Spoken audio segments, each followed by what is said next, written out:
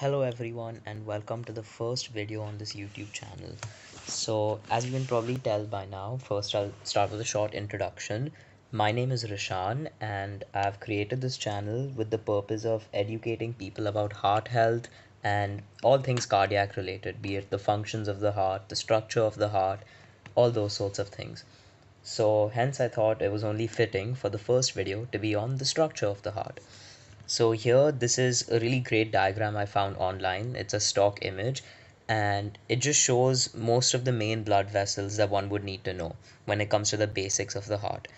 So the first thing that you should remember is when you're looking at the heart in a diagram, the left side of the heart is at your right side. It's always an inverted image. So as you can see over here, for example, left atrium is on my right side, right atrium is on my left side. But what are atriums? So let's get into that first.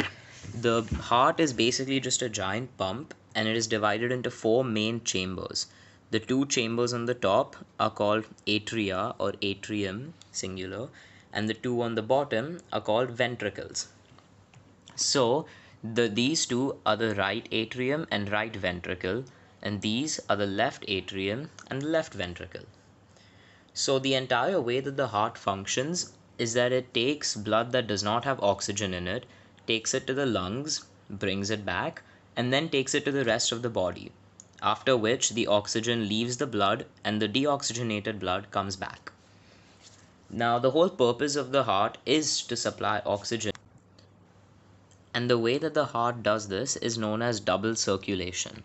Now, double circulation is actually pretty unique. It's not there in a lot of animals, and the whole idea behind it is, in fact, that the blood leaves and enters the heart twice.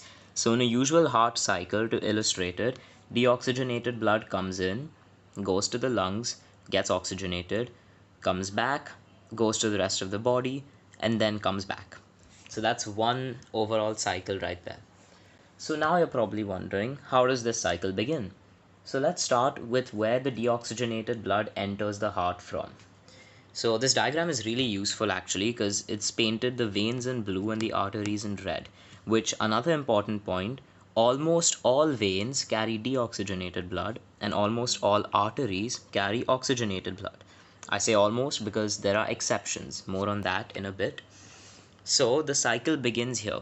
You have the superior vena cava and the inferior vena cava, which both pump blood into the right atrium. One more thing, the right side of the heart always has deoxygenated blood and the left side always has oxygenated blood.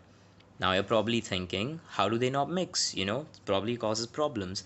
That is thanks to this valve in the, sorry, not valve, wall in the center here. It isn't labeled, but that wall is called the septum and it prevents the mixing of deoxygenated and oxygenated blood. Right, so back to where we were. Deoxygenated blood enters the right atrium. So all the deoxygenated blood from the upper half of the body comes through the superior vena cava. So you probably have like your head over here, your torso, all of that will come in through here. And all the blood from the lower half, that being your legs, etc., comes through the inferior vena cava because superior above, inferior below, pretty straightforward. From here, the blood will flow downwards through the tricuspid valve into the right ventricle. So obviously that's just because of gravity, right? It would flow that way.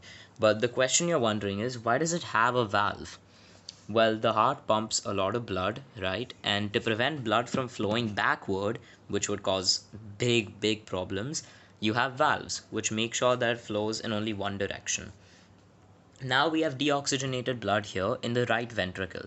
Now our problem here is, in order to provide oxygen to the blood cells, we need this, sorry, not the blood cells, the cells of the body, we need the blood to be oxygenated, right? So how's that going to happen? Simple. Take the blood to the lungs. So here we bring in the exception, the pulmonary artery. As I said before, every artery carries oxygenated blood, with the sole exception of the pulmonary artery.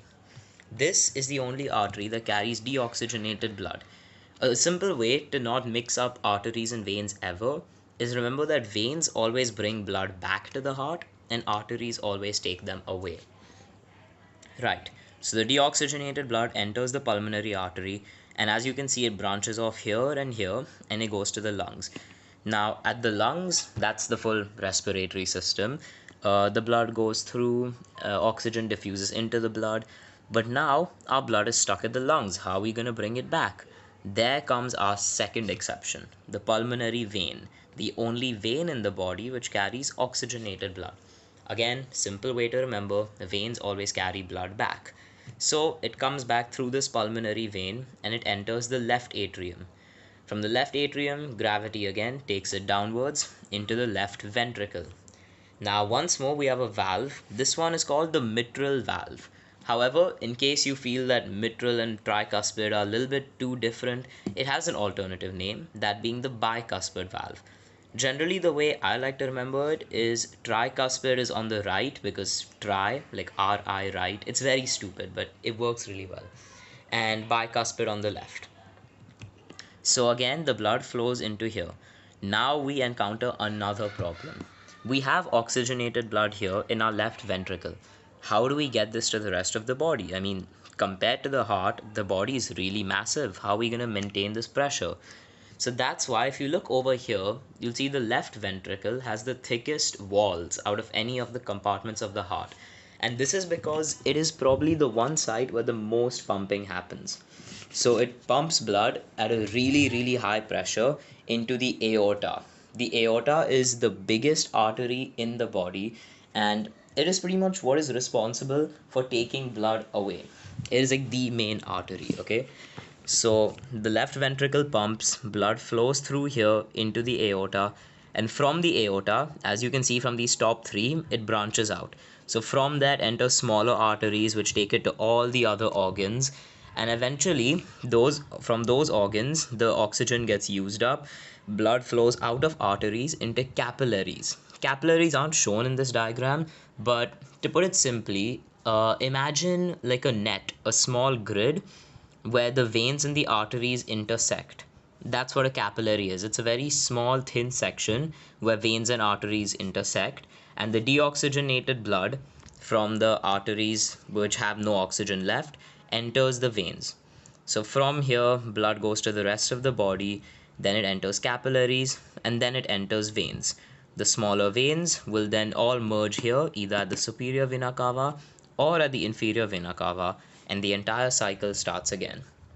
So that's pretty much the structure of the heart and how it works in basics. So yeah, I hope this was helpful and please subscribe. Thank you.